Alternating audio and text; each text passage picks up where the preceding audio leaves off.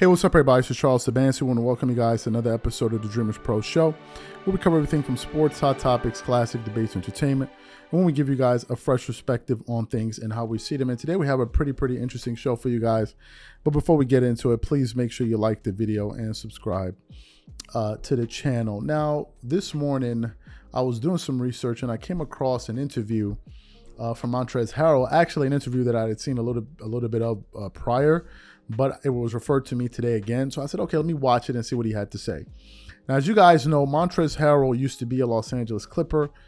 When he was with the Clippers, he was there with Patrick Beverley, Lou Williams, and all of these guys, and they really helped keep that team afloat, making it an exciting team before ultimately Kawhi Leonard and Paul George joining in 2019-2020, right? So when they joined that team, a lot of people felt like that Clippers team was going to be able to win the NBA championship that year. I certainly did, and a lot of people out there, a lot of analysts felt the same way. So what happened? Something unforeseen, unprecedented took place, which when the global pandemic happened, and then it shut down everything. It shut down the entire NBA. And then the NBA shut down for about, I believe it is a month and a half or 2 months or so. And during that period, they were trying to discuss a way in which these, the games were going to come back and ultimately how they were going to play them. So ultimately, they were able to come to some type of resolution where they decided they were going to go play in the Orlando, Florida, in the Orlando bubble, as they referred to it. And it was a pretty restrictive zone where you can come in and certain people can come out. There were all of these various protocols. You have to get tested every single day. It was pretty crazy. And at the time, some NBA players and NBA teams were okay with the idea and some people were against it. And based on the research and the information that I was able to unearth, it turns out that some of the Clippers players did not want to be there. And just today, Montrezl Harrell actually verified that. So as I was listening to him talk to Gilbert Arenas on Fubo Sports, they were talking, and then Montrezl Harrell made it pretty clear that he believes that if the Clippers weren't in the Orlando bubble, they would absolutely have won that championship. But before we even get into that, this video is brought to you by our brand new sponsor, SeatGeek. SeatGeek is the #1 rated ticketing app with over 28 million downloads. There are more than 70,000 events every single day on SeatGeek, including concerts, sports, festivals, and more. And with the NFL and NBA season in full swing, SeatGeek has your tickets to every game. Now, here's the best part and the reason I absolutely love SeatGeek. They put all the tickets across the web in one place to make sure you are getting a good deal. Each ticket is rated on a scale of 1 to 10. So look for the green dots. Green means good, red means bad. Every ticket is backed by the buyer's guarantee, and SeatGeek is the only site that lets you return your tickets ahead of the event. And we have great news for you because we got you guys a really good deal. Use code DREAMERSPRO for $20 off tickets at SeatGeek. That's $20 off your first purchase with promo code DREAMERSPRO. Make sure you click the link in the description to download the app. And remember, when you try SeatGeek by using the link in the description below, just know that you're helping this channel. So what we would like to do is we'd like to play exactly what Montrezl Harrell had to say here, and then we're going to come back and continue on the show. Take a listen to that there. Your former Clippers teammate Terrence Mann said recently that if there wasn't a bubble, the Clippers would have won the chip that year. Do you believe that? Oh God, stand on that. Stand on that. Why do you think that? What? Won't nobody beat us in 7, man. Won't nobody beat us in 7. Like, we was locked in, bro. Like, you gotta think, bro. We had to take off a month, almost 2 months, and not play. Where people was almost had to sit in the house. Or we couldn't go in the gym. Like that. Like, now you starting to ramp it back up, and now you just say we're gonna do a bubble. We're gonna, you feel me, cut off the last little part of the season, really, or play these games as like a warm-up game. Like, you feel me? Like, people now, we gotta move. We like, bro, come on, bro. Like, after being sitting down for like a month, bro, like, come on, bro. Everybody everybody don't got that same paycheck to keep these same trainers and stuff to be able to work out throughout the same, you feel me, that month time while we off. Like, is that really what it is, that once the season ended, majority of the team just really thought we wasn't coming back, and then they just wasn't in the gym? So when it cranked up another month, it was kind of like, God damn it, we kind of off, while everyone else was like, I think we coming back. So, I mean, honestly, I think so. Cause you gotta think, bro, like, we was damn near like bonded for certain stuff. We couldn't, like, we was working with it as best we can with what they let happen.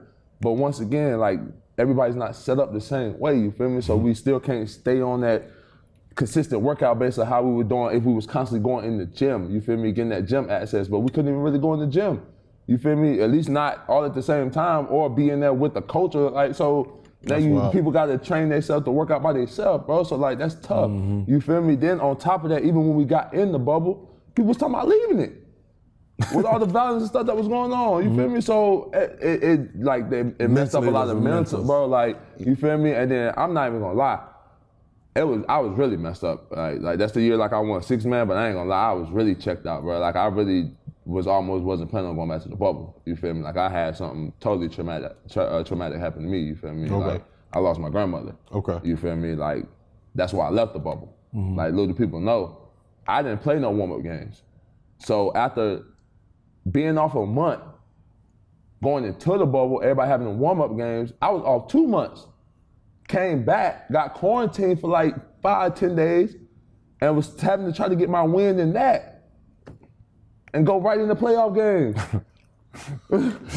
That's wild. Like, and people don't really talk about that component of it because that made y'all quarantine.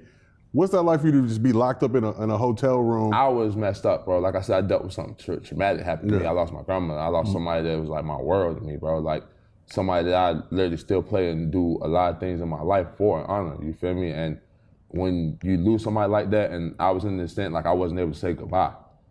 I wasn't able to tell my grandmother goodbye. I still deal with that mentally to this day. I'm still not okay off of that. I have my days here and there, you feel me? But I had being in a 4-wall room, dealing with that on your mind, like that's tough. Nobody there with me, you feel me? Not my lady, not my kids, not my dad, you feel me? Not my mom, my brothers, like I could talk to them on the phone, but nobody's there with me physically.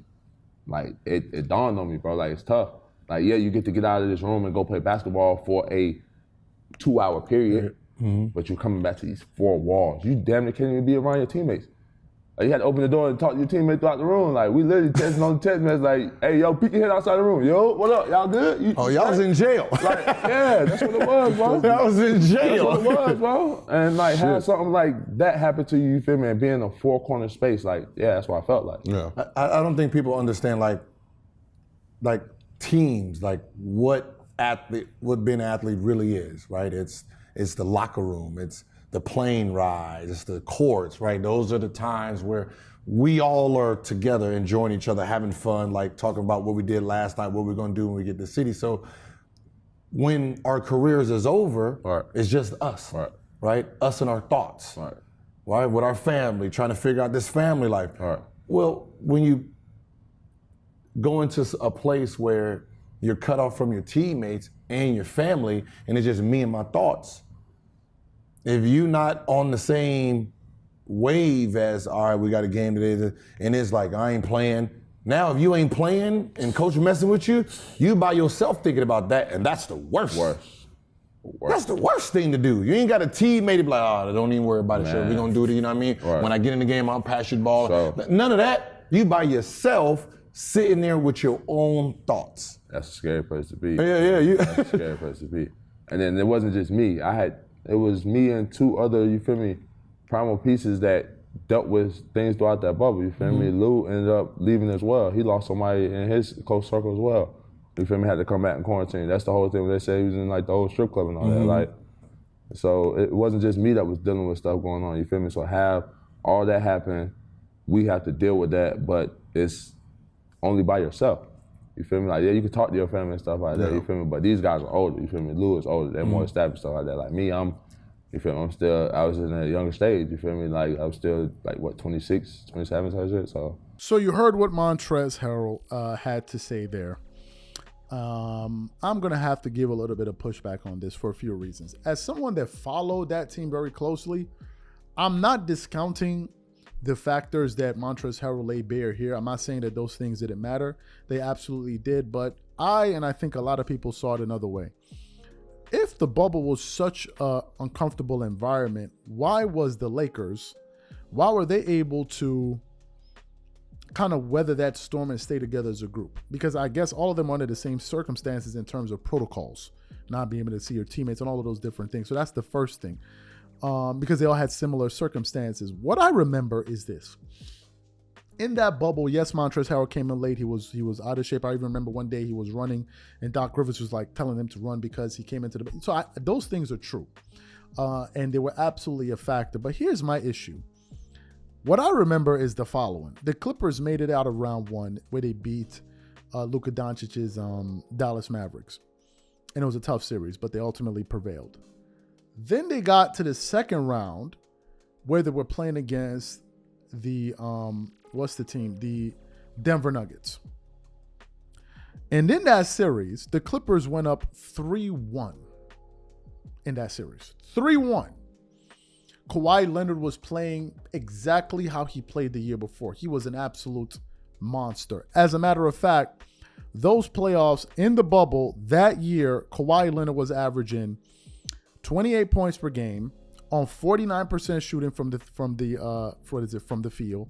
He was shooting 33% from the 3, 86% from the free throw line. He was getting you 9.3 rebounds, 5.5 assists, only 2.5 turnovers, and 2.3 steals per game in 39 minutes a game in 13 games.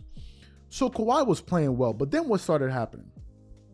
What started happening was Doc Rivers, because in the playoffs, teams make adjustments to what you're doing. Doc Rivers stopped making adjustments. And I vividly remember various Clippers players coming back saying that they would beat us one game and we'll come back and we'll change nothing. We wouldn't change anything. They'll come back the next day and they'll beat them. And then the Nuggets fought back and won 2 games to make the series 3-3. And then what happened? They get to game 7. And for the first time in the playoffs, Kawhi Leonard had a bad game. Now, the problem was he had a bad game alongside Paul George, who was totally inconsistent those playoffs. Totally inconsistent. One game he was here, the next game he was gone. That year is when they came up with the whole playoff P where he got destroyed. That year, Paul George was averaging in the playoffs, to put that into context, 20 points per game on 39.8 shooting from the field, 33% shooting from the three-point line, 90.1% shooting from the free throw line, and he was getting you 6 rebounds a game, 3.8 assists, 3.1 turnovers, and 1.5 steals. And what happened was in game 7, both Kawhi and Paul George had a bad game, and they were not able to overcome that. Those Clippers were winning those games in spite of Paul George. Kawhi was playing very, very good. That's what I remember. I remember Paul George not playing well, and I remember the Clippers not making adjustments in that series, and that's how they lost. Now, obviously, those other things were a factor as well, but the Lakers, who won the championship, and the other teams played under the exact same circumstances, give or take. So, to me, man, I'm not going for it. The Clippers lost, and they lost. They lost. We will never know if they did. They lost. Fair and square, and that's how I see it, and that's how I'm going to always see it. The Clippers lost that series, period, end of story. So these are my thoughts. So what I want to know from you guys, what do you think about what Montrezl Harrell had to say?